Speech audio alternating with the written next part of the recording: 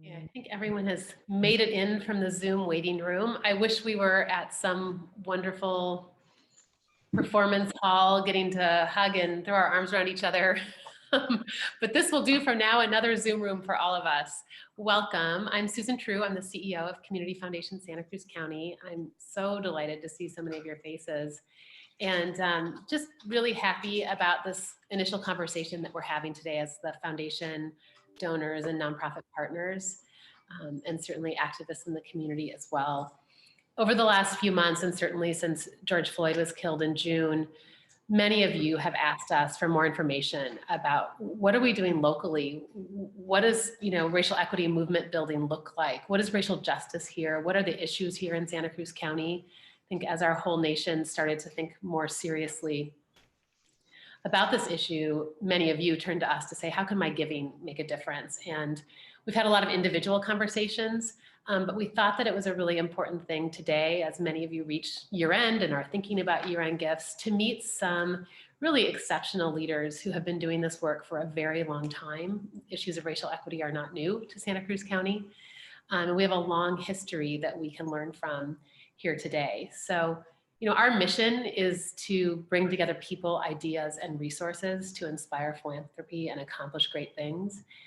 And one of the things that brings me my greatest joy is bringing people together. So to bring all of you participants together today with these 4 truly exceptional, powerful, strong women, it actually just brings me great joy. So I hope you get to share in that and hear from them. I've learned a great deal from each of them. So I want to introduce quickly, and then I'll introduce before each of them speak, but Brenda Griffin is going to kick us off this morning. Brenda is the president of our local NAACP, and the National Association for the Advancement of Colored People in Santa Cruz County has been doing movement building work here for a very long time. And Brenda's going to share with us more about that work, but also about from the association's perspective, what is racial equity? What are the racial justice issues here in Santa Cruz County? Thank you for being here, Brenda. And then we will hear from Maria Elena de la Garza. Maria Elena she's the first person I called when the superintendents announced the closure of schools back in March. Maria Elena is a trusted partner in the front lines with people who have turned to Community Action Board for support. And she also is a leader in the Thriving Immigrants Collective, which I'm really excited for people to hear more about. And Kat Willis will be next. Kat is the founder and the executive director of Tannery World Dance and Cultural Center. And she's also a leader and one of the co-founders of Black Health Matters. That's an initiative here locally to build Black wellness and racial equity in Santa Cruz County. And finally, we have Gina Castaneda, who is the founder and director of Aztecas Youth Soccer Academy. Aztecas is just if you ever get a chance to see it in action, it's very, very, very powerful. She's also a juvenile probation officer here for the County of Santa Cruz and has worked for a very long time on ending disproportionate minority confinement and working to improve our community's criminal justice system. So it's an incredible group. I feel just wowed by these women, and I hope that you do too. So Brenda, take it away. Thank you, Susan. And thank you for the invitation to participate in this discussion. As Susan said, I am the president of the local NAACP Santa Cruz County branch. I've been here for 16 years. I moved from the East Coast. I work in the medical industry and I serve on several boards, nonprofit boards here locally. The NAACP is the largest civil rights organization in the country.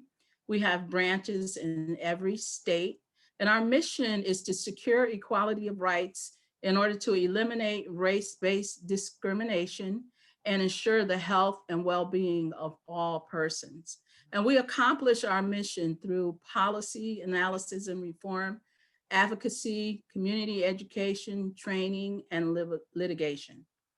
So what is racial equity? First, I want all of us to be clear that we are not talking about equality. There is a difference in racial equity and racial equality, and those terms should not be used interchangeably. interchangeably. There are many different definitions from the basic to the comprehensive. Racial equity is defined as just and fair inclusion into a society in which all people, immaterial of their race or ethnicity, can participate, prosper, and reach their full potential. Said another way, a racially equitable society is one in which racial disparities in health, education, welfare, etc., do not exist. But the essence of racial equity is meeting people where they are and providing the resources needed in order to help them succeed. Racial equity looks at institutions and policies and procedures through a race-based lens. What equity does is it helps us understand the cause of these disparities and roots them out. Not only does it eliminate the disparities in education, housing, etc., but it can give us the tools to increase the ability for all people to thrive. Racial inequity is largely perpetuated by institutional structural racism that is historically, and I want to say that again, historically, so deeply concealed in our laws and systems that its effects seem normal. As a result, there are many false narratives about the disparities people of color face. Systems that fail people of color fail us all. So in order to achieve racial equity, we need to, one, an understanding of the root causes of racial disparities. We need an analysis of the structures, policies, and practices that perpetuate these disparities. And we need strategies to undoing and replacing those structures with structures that produce equitable outcomes. So what does it look like locally in Santa Cruz County? Well, for years, Blacks have been categorized in the other box in the Community Assessment Project and the county's strategic plan. So there is no comprehensive data on the quality of life for Blacks in the county. This is a desperate impact on the Black community. In my opinion, no data, no resources. We have asked that this be corrected. Then with the help of United Way and Applied Science Research, the Santa Cruz County Black Coalition for Justice and Racial Equity, of which I am co-founder, is going to commission a comprehensive study on the Black community, and that study should be out early next year.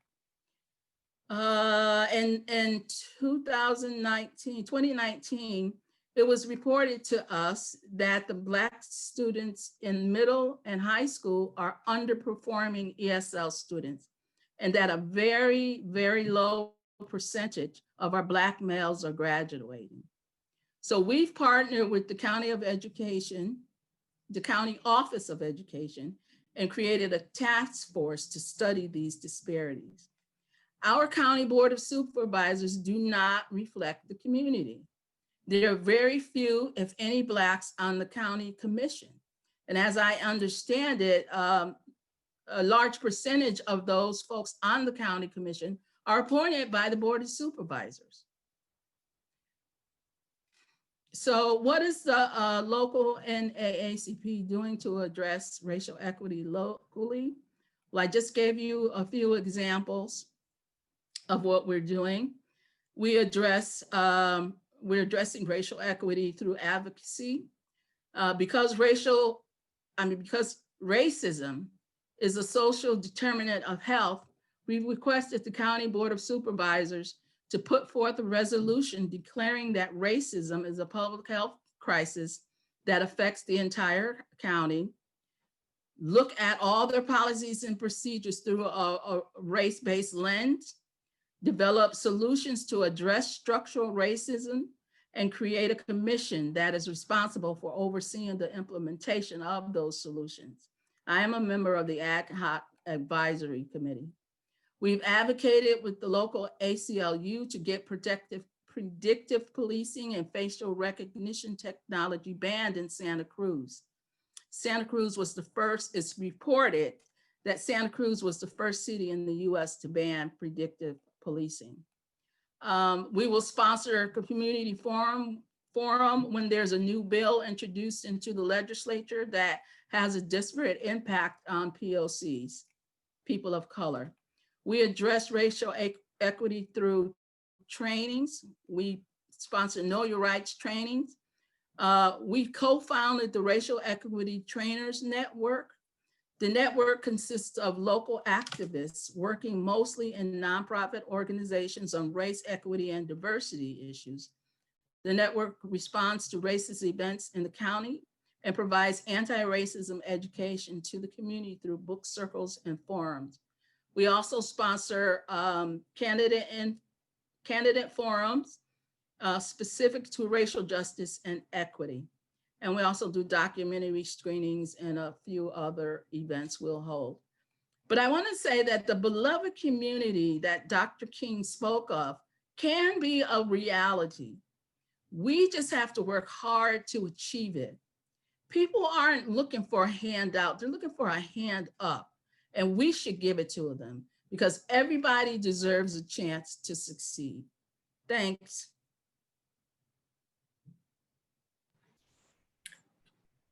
Thank you, Brenda.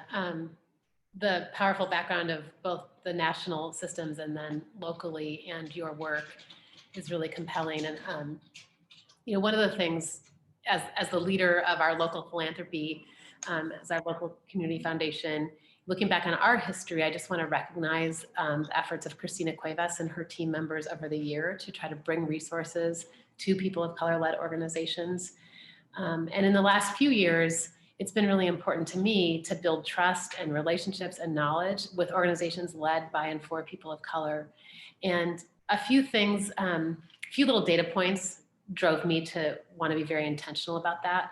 One is that just 7% of philanthropic dollars are given to groups led by and for people of color. So philanthropy is really not invested in organizations that are often closest to the ground in supporting changes to these just inequitable systems. Only 1.1% of philanthropic dollars go to Latino programs and organizations. And this one I think is really compelling. Unrestricted net assets of Black-led organizations are 76% smaller than white-led organizations.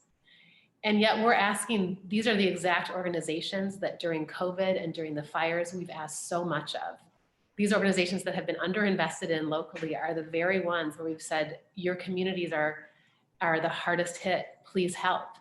And yet we haven't invested in them historically. So I think it's really important that we acknowledge that and we start to build bridges to change that pattern of a lack of investment. We do not want to, in our giving, perpetuate the kinds of systems that Brenda's talking about. Brenda, I made a note when you said that the effects seem normal. So one of the effects that might seem normal is that a Black-led organization doesn't have much of a reserve. That shouldn't be normal. We should help a Black-led organization to have the operating support that they need to be stable, especially during a crisis. So that would be, I took note of that, Brenda. I really appreciated that comment because I think sometimes it's hard to see those impacts because, like you said, they seem normal. Our vision at the Community Foundation is that all people who call this place home can thrive. And that is a call for equity. That is a call for different outcomes now and in the future. So, we need to think about, and we ask you all as leaders and as donors to help keep moving us forward, to make sure that as we're making grants, we're asking questions about who's benefiting from these grants. Is it fixing these generations of power imbalance? Are we helping to build the next generation that's going to have different education outcomes than what Brenda described? What is our active role in this? So just some of the questions that I think about that, again, this is a first conversation. I hope that we get to have many, many more. We've brought together a group of leaders of color that we've called Rise Together, and we're working together to think about how do we bring visibility to these issues and to these leaders. Often one of the things is that people feel unseen. There's a dominant community that doesn't necessarily see the experiences of people of color. And that's a big task to ask these leaders to constantly be trying to tell that story. So we want to build more bridges and more ways for those stories to be told, for those relationships and trust to be built. And I think that there's no better person to talk about those stories, especially from the immigrant perspective, than Maria Elena. I've learned so much from you. I've really treasured our time together these last few years. And yeah, I think if you want to talk, feel free to talk generally, Maria Elena, but I also think that the Thriving Immigrant Collective is a really important place to start. So welcome. Thank you, Susan. And thank you to the 92 people who decided to be part of this conversation with Susan today. I have to acknowledge that because this is about a brave conversation. This is about a conversation that makes us feel a little nervous, makes us feel a little fearful. And those of you who know me know that I have no problem speaking, and yet I feel a cringe when I hear that only, a physical reaction to some of the data, right? 1.1% of philanthropic dollars go to Latino-led agencies. That I have a physical response to. And so we have to have these conversations. We have to rely on our white allies to be a part of us, with us, to have these conversations. And we also have to acknowledge, and I just saw her on the call, Mabel Armijo is on the call with us today. And I want to acknowledge her as an elder, as a Latina activist, as part of the CAB board, of a mover and a shaker. I need my respect and my honor to you, Mabel, for everything that you've done in this community. So with that, I will tell you about Community Action Board and our Thriving Immigrants Initiative. And I'll just jump in. Community Action Board has existed for 55 years. You would have all been invited to a gala this year to help us celebrate our 55th year. And as you know, we're not able to do that this year. But we've been around for a long, long time, and we have different programs. Some of you know our programs and may not know their CAB, and some of you may know that they're under the CAB umbrella. So we have employment services with Alcance and the Day Worker Center. We have youth and senior services and community development in our Davenport Resource Service Center. We're providing homelessness and housing services through our rental assistance work, especially right now, and our immigration services, SKIP, through the Santa Cruz County Immigration Project that has been around over 30 years, and our newest initiative under that umbrella, our Thriving Immigrants Collaborative. And Thriving Immigrants was born on the floor of of Watsonville City Council. The council had come together to talk about sanctuary city, and we're talking now about 4 years ago, right? 3.5 years ago. They were talking and debating whether if the city of Watsonville was going to become a sanctuary city. And we went to the podium and we said, it is a given. Absolutely, we have to be a sanctuary city, given our demographics, given who is the heart and soul of South County, of Watsonville, given who is our workforce, we have to be a sanctuary city, and we cannot stop there. We have an obligation and a responsibility to come together, and City of Watsonville bring us together to talk about how do we help immigrants thrive in our community. Remember, 3.5 years ago, ICE through today, ICE was a new, a returning threat in our community.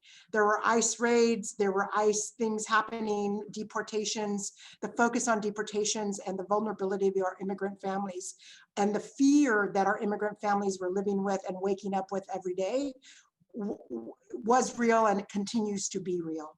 And so the Thriving Immigrants Collaborative and Initiative was born simply on the basis of we need to be better and do better for immigrants in our community, period. That easy. And how that has evolved in the last few years is prioritizing, we have a strategic plan, we've prioritized areas of importance, and most recently really focused in 2 of these areas. One, service, continued service responsive service, and ensuring that those impacted by the virus, impacted by the fires, need financial assistance now. And how do we keep making that happen? Because I will tell you folks that people are hungry. I will tell you folks that the decisions that people are needing to make, none of us in this conversation would want to need to make. Paulina, our director of special programs, shared a story, and she has done it publicly on quite a few occasions.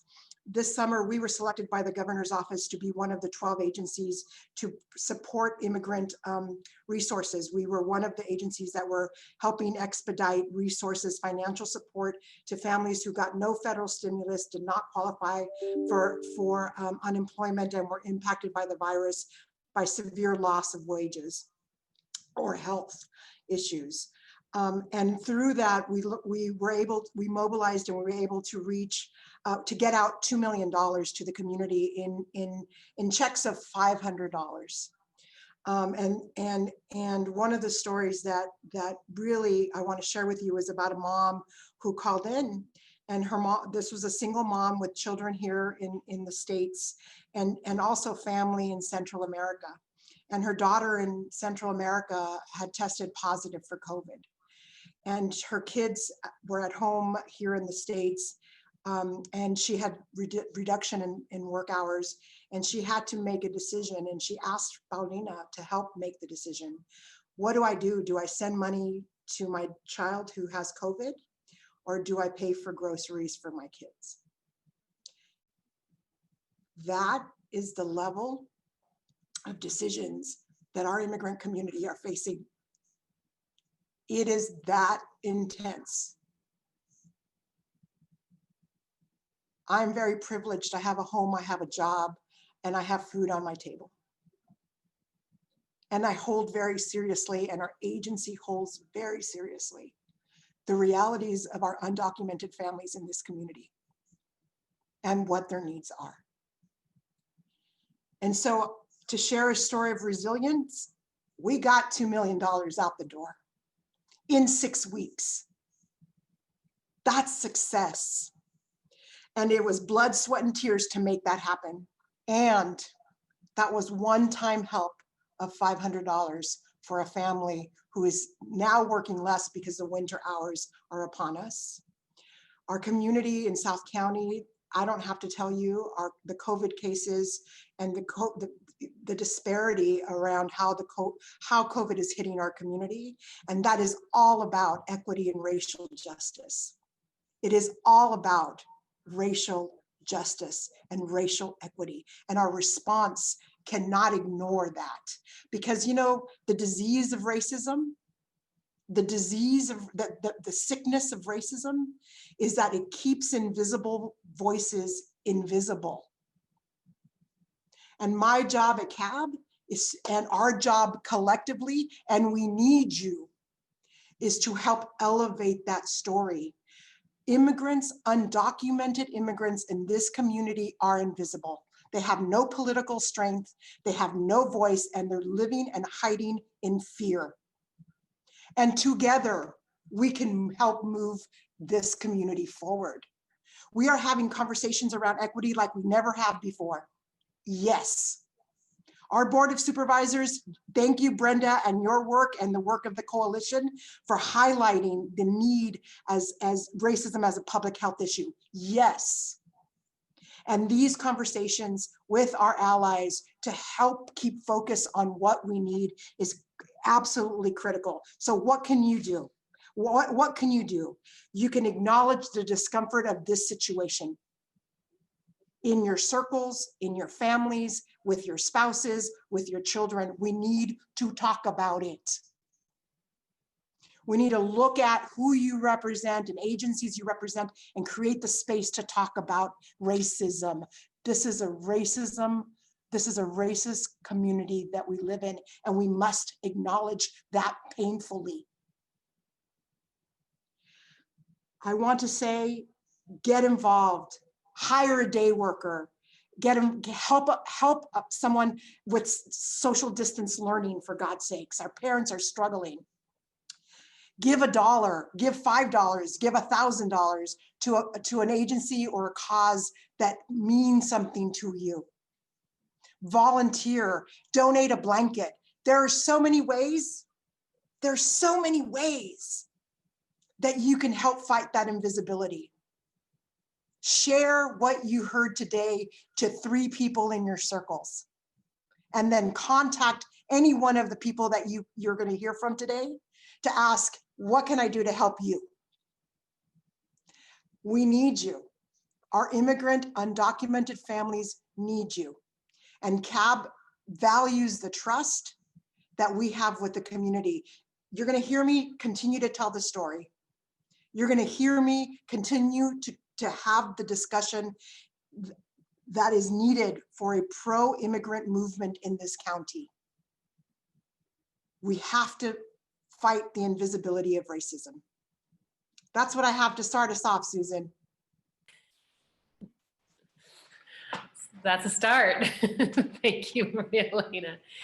And I would just add on, Maria Elena and her whole team at Community Action Board, many of you have given to both the COVID fund and to our fire fund. And it's Maria Elena's team that we have really counted on to get those dollars out into the community to prevent homelessness in our undocumented families, to make sure that those North Coast fire evacuees were safe and protected during the fires. They have just, we have turned to them time and time again. So thank you. And I would just add, as you're telling the stories about families making such hard decisions, you know, this week is an important week. Probably our Board of Supervisors will vote today whether or not they're going to shut down the county with an extended shelter-in-place order. That might be today, coming within the next 48 hours, or it might be in a week or two if we just go with the governor's triggers. But that means that the hairstylists, you know, the people who work in restaurants who have been able to have some outdoor dining and a little bit of in dining, those wages are about to be lost again in our county. So none of us predicted in March that we would have so many people going without an income for so long. But here we are again, where we're about to feel that one more time this week. People will be losing wages, if not next week. So, you know, we keep turning to Maria Elena, your team. I don't know how you keep giving when I just don't know how you have more to give, but you just keep doing it. So thank you. I'm honored to introduce Kat Willis. Kat is new to me. I feel very fortunate, Kat, to have met you back in June when we brought together this group of leaders to form Rise Together. Kat is one of about 16 leaders that have been a part of that group, as is Brenda and as is Maria Elena. And Kat, your ability to have hard conversations that bring us together and move us forward, I think is really unparalleled. I really have appreciated your insights, your care, your heart, your smarts, your strength, all of it. So I'm really excited for those of you who haven't met Kat before to get to know a little bit about her. So go ahead, Kat. Thank you so much, Susan. And to everyone on this call today, all of the leaders, I want to say thank you, of course, to Brenda Griffin of the NAACP.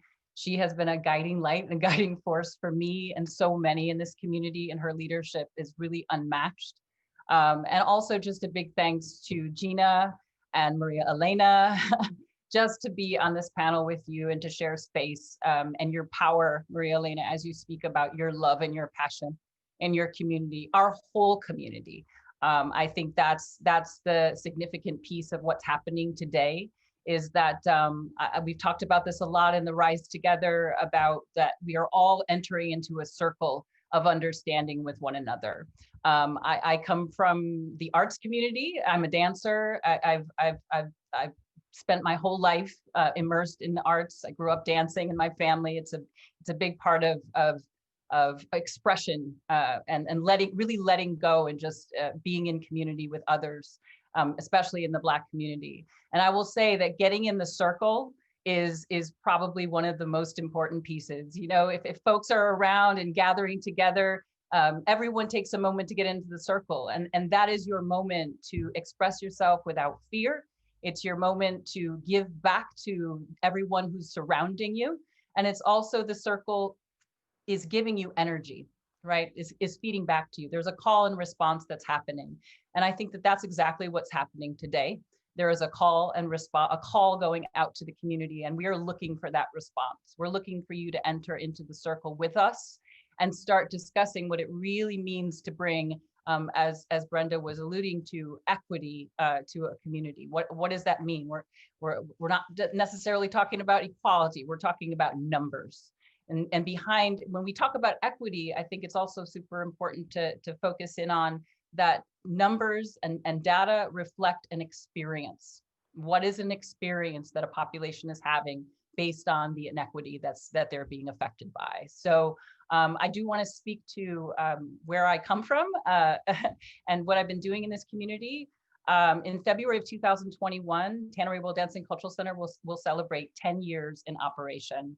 The truth is, we are, and we always have been, one of the only Black-led and Black community embedded organizations in the county, serving communities directly on the scale that we do. Access, equity, and excellence is our tagline. It's baked into the cake, essentially, of who we are, and that's just because that's what we had to do. We didn't see these services for the community. So Tannery World Dancing Cultural Center is a cultural hub that exists at the Tannery Arts Center. But prior to COVID, we were serving over 400 students, adults, artists, culture bearers, community members. It is a gathering place, really, for our whole community, but most specifically, at the forefront of leadership at Tannery World Dancing Cultural Center is Black leadership, an investment in Black artists and organizations, and the upliftment of underserved Black community members. And so we lead with that equity in mind when it comes to who we're serving. And then that impact is rippling out into our whole community under the hub that we have at the Tannery Arts Center. We invest in underserved Black and POC artists through affordable, accessible rental space, employment opportunities, ongoing supportive resources for over 50 cultural artists. And again, this has been going on for 10 years, that we've been really cultivating an environment in which artists can develop themselves over time through their relationship with the community. Community connection and representation. 10% of our community teaching artists are Asian Pacific Islander, 20% are Latino, and 40% are Black. So as Brenda spoke of earlier, we have a 1.4 or hovering around 1% Black population in Santa Cruz County. And so if we're looking at 40% of our staff are artists that we've got at Tannery World Dancing Cultural Center, that's really significant for us, because the key is representation matters.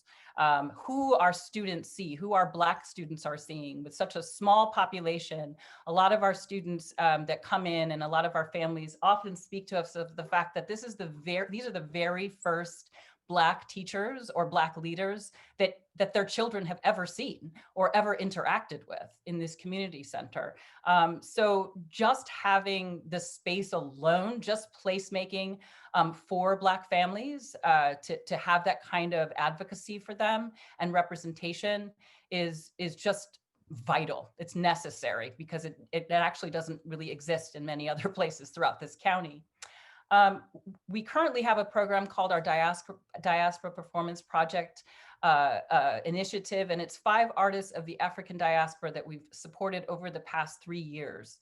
So we've invested about $45,000 in supporting these 4 artists. They're immigrants from West Africa, and they have their English as a second language for them, and they're culture bearers. You know, they have worked in this community for many, many years, and professional development of being able to provide the resources so that they can move into the community and have a relationship with the community, but also develop themselves professionally and have access to the kinds of grants that are out there that their white counterparts are receiving, that they might not have access to or be able to access in the way with English being a second language. So we're really out there advocating for them, advocating for those resources. We support youth leadership and development through consistent training and discipline through artistic practice. Our cornerstone program is our Scope Scholarship Program, and we serve 18% of our student body through the Scope Scholarship Program. So again, it's following students over a long period of time. We most recently had one of our students, Shaja Correa, come back to work as one of our community ambassadors during the Black Health Matters virtual barbecue. The virtual barbecue was held with our partner, our allied partner, County Park Friends. At Brommer Street Park, we had some soul food where folks came and picked up their soul food. They did a drive-through, and then they went home and tuned into our virtual barbecue, where we had a health fair for the Black community just to get COVID resources out to them. And then we had cultural events throughout the day virtually. But Shaja helped to serve up the boxes, COVID friendly. She got into the car and helped deliver meals to those folks in our community who could not get out. And she was a warm, smiling face delivering that food to them. And she's one of many community ambassadors that the Black Health Matters initiative is going to be using as a way to connect them to our wider Black community and bridge that generational divide that is there. But Shaja came to Tannery World Dance and Cultural Center in 2012. Her mother was very frustrated as she had never had a Black teacher. She was the only Black student in her studio that she was studying in. And she began a 7-year mentorship with myself, our artistic director, Miss Misha Scott, and Angela Chambers. She traveled with us to New York twice to study with Garth Fagan Dance, Miss Misha Scott's former dance company, the Lion King choreographer. And she really grew in herself, just the affirmation of leadership around her inside TWDCC, to be able to talk with her company mates about some of the issues she was facing at school with, you know, even just wearing her hair naturally is an issue, apparently. So things like, you know, being able to have that affirmation, have positive mentorship is such a crucial part of the success of the very, very, very small Black community that exists in Santa Cruz County. And being a lighthouse for someone like Shaja has been just so imperative. Shaja actually got a full ride scholarship to Rutgers University in dance. So she is home right now because of COVID-19 and helping out through Black Health Matters. So I just wanted to share my screen and quickly put up, let's see. Can everybody see that? Is that a yes? Good. Good to see. Okay, so that is Kumba Faye. Kumba is one of our scholarship students as well. She is, her mother is one of our diaspora performance project artists as well. But this photo you're looking at is our Black Health Matters launch splash image, in which we have embarked as a Black community on making the invisible visible. One of the reasons why Black Health Matters initiative came along is because the Black community leaders, in response to George Floyd's death in June, quickly started coming together through Zoom calls. A prevalent theme for us in the Black community here in Santa Cruz County is that there's a lot of isolation. We might run into each other in the grocery store and wave and say hello, but the truth is we are not connected to one another. And there's under-resources going on in our community, but also we have made a concerted, purposeful initiative in order for us to gather together and to pool our resources and to prioritize and establish community connections through trust and through partnerships within the community, so that we can advocate for the health and the well-being of our students, of our elderly, for all of the citizens, the Black citizens and residents that live in Santa Cruz County. So I just wanted to, we're trying to understand questions like, what is this isolation like? This lack of connection, what can we do, and how can we provide services that are both culturally appropriate, and especially right now during COVID-19, how can we link our community together through virtual programming and programming within parks that feel safe for the residents who live here? How can we do that in a safe way to bring our community together? So the Black Health Matters initiative is really what this is all about. One of our community partners, the United Way, has embarked on the community assessment project to make the invisible visible and to bring forth a CAP assessment project specifically for the Black community. And so Black Health Matters at the heart of this is holding that trust in the community and working over a 2-year period to make sure that we can support the community as we start to get this data in. How can we then move that support towards the social determinants of health, things like housing and healthcare and access to fresh food, access to each other, being in community with one another and feeling that affirmation and that representation.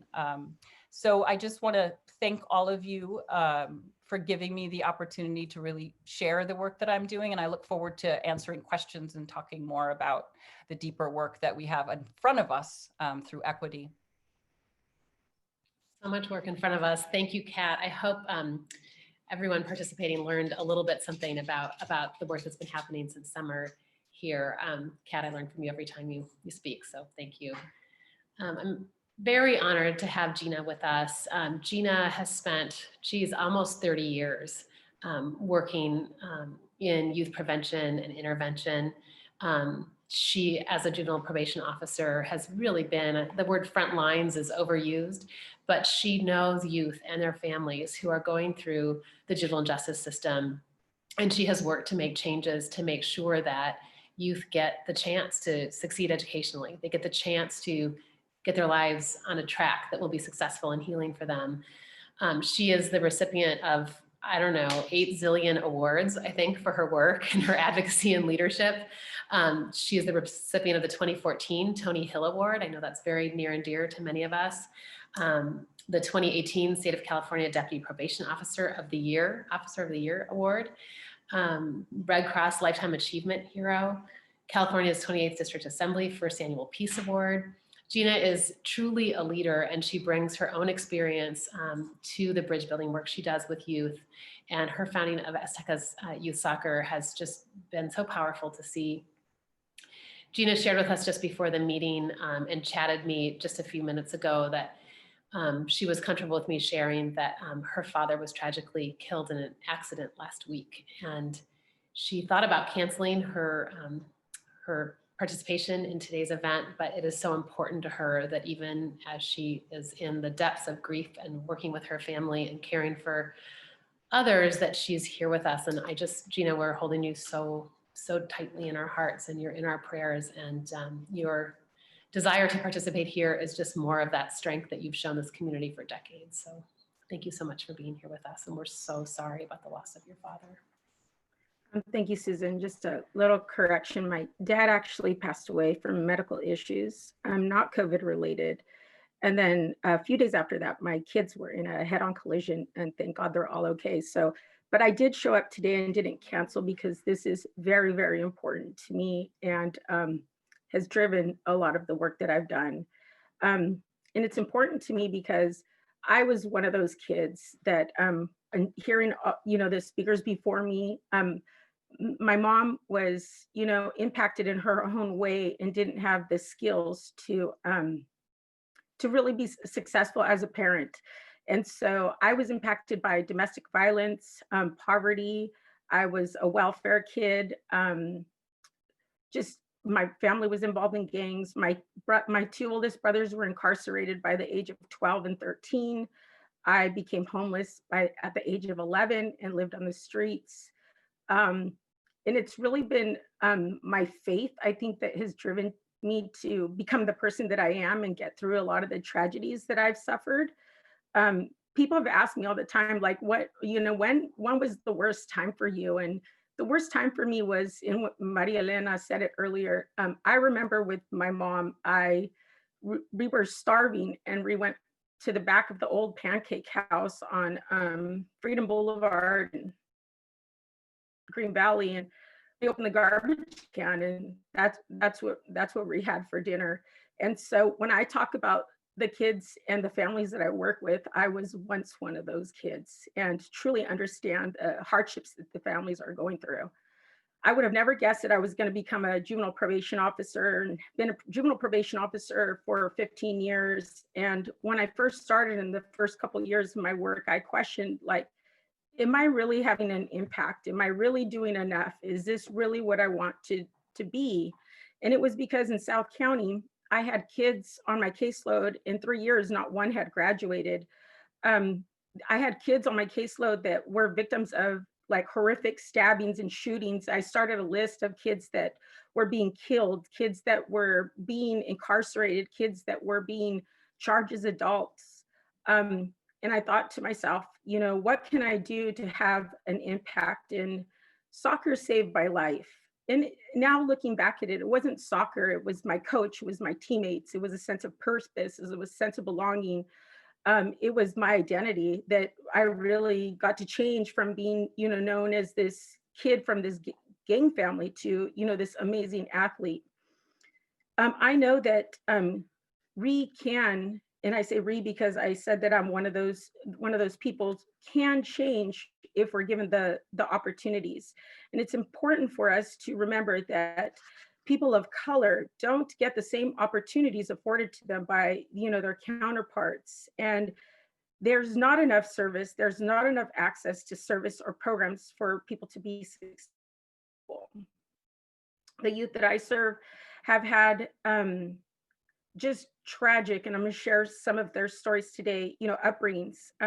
But they also don't have access to being in the mainstream schools where they get, you know, access to being on high school sports. And they don't because they have so much going on in their families that they're failing in grades. You know, they have discipline issues, they're not showing up. And it's not because they're not smart or bright, it's because they don't have the support to be able to continue on and be successful.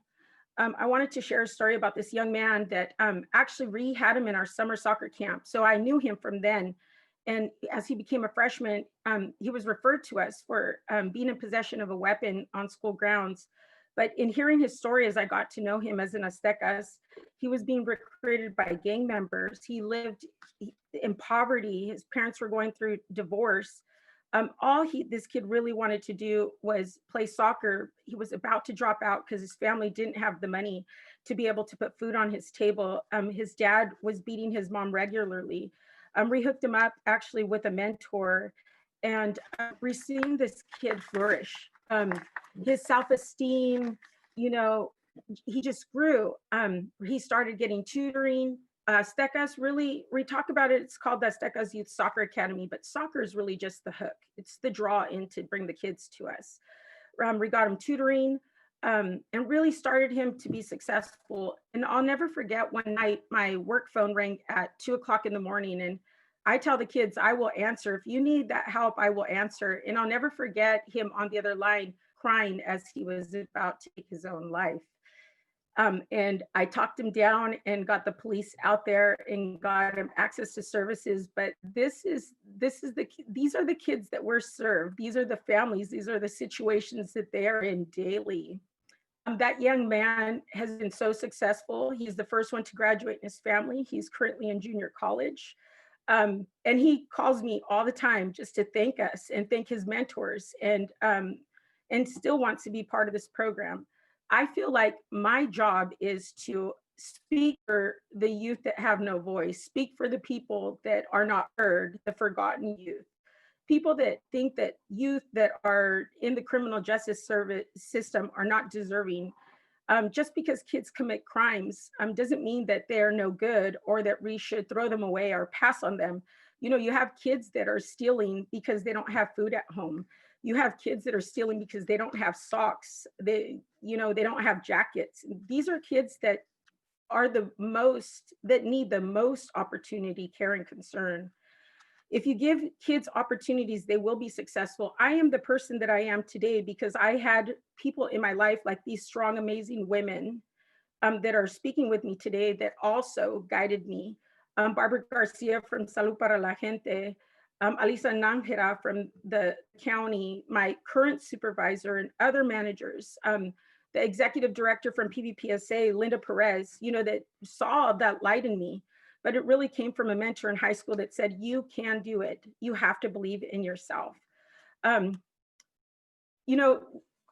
juvenile probation is working, we've been working a long time to address the disparity in the juvenile hall and in detaining youth, but our work is not done. You know, if you look at the kids that are in juvenile hall, it's the high population of kids of color. And we still have work to do. We still have to be able to, you know, and we're talking about prevention and intervention. You're talking about kids and families that don't need 1 hour of service. They need what you're calling intensive, like Aztecas, where you serve them 10 to 15 hours a week. That's how you create change. And what I feel in our program is my job is also to create transformational leaders like myself. Our program is made up of adult mentors. We've expanded. Our kids don't want to leave our program. We've created a peer mentorship level. We have the youth. Last year we had 4 seniors, 4 high school graduates. 2 of them got into universities, but chose to stay locally because of COVID. We do our annual summer soccer camp serving, you know, the poorest community. When you talk about soccer in the United States, it's a pay to play system. Last year, we sent 4 kids to try out for the Olympic Development Program in California North. 3 kids made it. We have 1 kid that just got picked up, you know, from our program to play at the regional level, and now has been invited to the national camp. This is just creating kids the opportunity to be successful. Our program is really about pro-social engagement. It's about mentorship. It's about intensive supervision during high crime times. It's about tutoring and hand-holding to the next level, to higher education. It's about teaching them and showing them what a healthy lifestyle is, exercise, life skills, engagement in community. This through COVID, our kids have been volunteering at Jacob's Heart, helping them expand their area. We feed the homeless every other week, making 150 lunches for the homeless in Watsonville. But really, it's not enough. I feel like there's still more to do. And last year, one of the kids shared to me at his graduation, he said, I asked him what was the most important, valuable thing he got from Aztecas, and he said, engagement in the community. Because Aztecas is about helping them change their identity and having a sense of belonging in that community and being able to be a part of something that's greater. It's really sad to be, you know, in this community. Our program is internationally recognized. The department sent me to El Salvador to teach what we're doing here in the city of Watsonville to 7 Latin American countries. And every year, my program struggles with funding. And so today I really want to just ask, you know, whether it's, you know, you heard from Brenda, you heard from Kat, you heard from Susan, you heard from Maria Elena, whatever sparks your passion, whatever touches your heart, if it's volunteering, if you can give anything, you know, just reach out and give, because the families that we serve are in so much need. And thank you for having me part of this panel today. Thank you. Eugene, and I'm sorry I made that mistake. I got overwhelmed, I think, by the story of what you're going through this week. So anyway, thank you so much. Your passion for what youth can be if we offer the opportunity, I think, has just shown the light to so many, and hope inspires this group as well. We have a few minutes for questions. If you have a question and you want to either raise your hand and catch my attention, or put it in the chat, I'd be happy to. We are also going to send a list of organizations that are led by people of color that will be on our website. So if you just want to look and learn more, it's of course not an all-inclusive list. It's a sampling of organizations that we feel are truly making a difference in this area as you think about your own year-end giving. And we'll also send a survey afterwards so that we can get your feedback on this event and what more you'd like to learn about on racial equity and how the Community Foundation can support you in that journey. I really appreciate the way Kat invites us all into the circle to be together, that we are here in a circle of learning and humility and change making. And so, let's see, are there any questions coming in? Oh, Maria Elena, there's a question for you about COVID economic impacts on immigrant farm workers specifically. if there's anything that you want to share more about that. And we have just a couple of minutes, so probably briefer answers, unfortunately. Yeah, oops, I just lost everybody. Where did you go? Okay, there you are. So yes, in fact, there was a press conference just yesterday, and you may have seen it on your news on what we learned throughout the state and locally on the economic needs for immigrant families and undocumented families. This is the first study of its kind to begin to tell the story of our undocumented families in COVID, in the COVID situation. And we are hoping to present at the Board of Supervisors. We just presented at both the City of Watsonville and the Latino Affairs Commission on what the data told us. And the biggest area of impact has been loss of wages and employment. That has been the largest area where our families have felt the impact of COVID. I'm pulling out my statistics here. And so reduced work hours has been the biggest issue in Santa Cruz County for our immigrant family, along with closing of a school or a childcare or an elder day facility has impacted our families. The highest need we've learned is housing, of course, rental assistance, and food. And so we are putting together this data. Please feel free to follow us on Facebook and on social media as we will let that information go. But that's the impact, right? We know that our ag workers are essential workers and that they've been impacted. People are getting sick, they're not able to work, and reduction of hours for our service industry folks has been one of the top issues that our families are dealing with. Thank you, Maria Elena. Brenda, I think I'll ask this next question of you, but feel free, other panelists, to join in. Just a question about getting started on a diversity, equity, inclusion pathway and bringing people together in a committee. Just advice that you might have in starting that work in people's lives. Well, I guess you should start with those who are those allies or who are around you. If you've been doing the work or having the conversation with folks, people in your network, start with them and come together and have a conversation about what it is, what you'd like to see done, and how do you get the work done. That's where I would start. And that's where I started with the Racial Equity Trainers Network. I went to people who I was already collaborating with.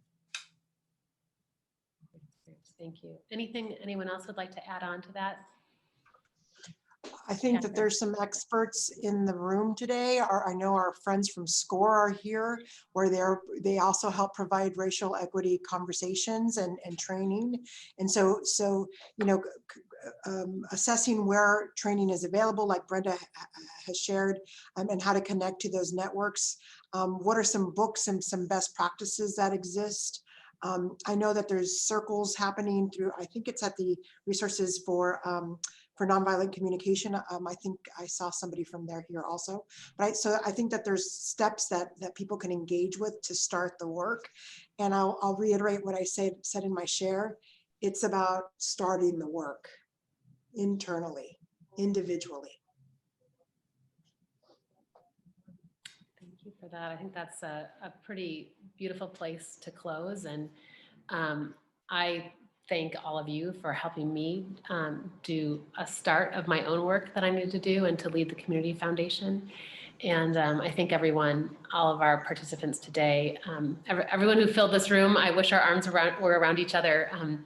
But as Kat would say, we are now in the circle together. And so how we go forward with love and connection and bridge building is really the most important thing. And I also ask that for those of you who have donor advised funds here or who are thinking about making year-end gifts, but thinking about these organizations and others that are led by people of color, but also are focused on trying to make this county a place where all people can thrive, is a really important act this year. So thank you for considering that gift as well. And I think with that, we're here at the top of the hour. I see a lot of notes in the chat of thanks to our panelists, and I would echo that. Thanks to all 4 of you for joining us today. And you are 4 exceptional leaders. There are many more exceptional leaders, and I hope that we'll get the chance to make those introductions at a later time. So thank you so much for being here, everyone.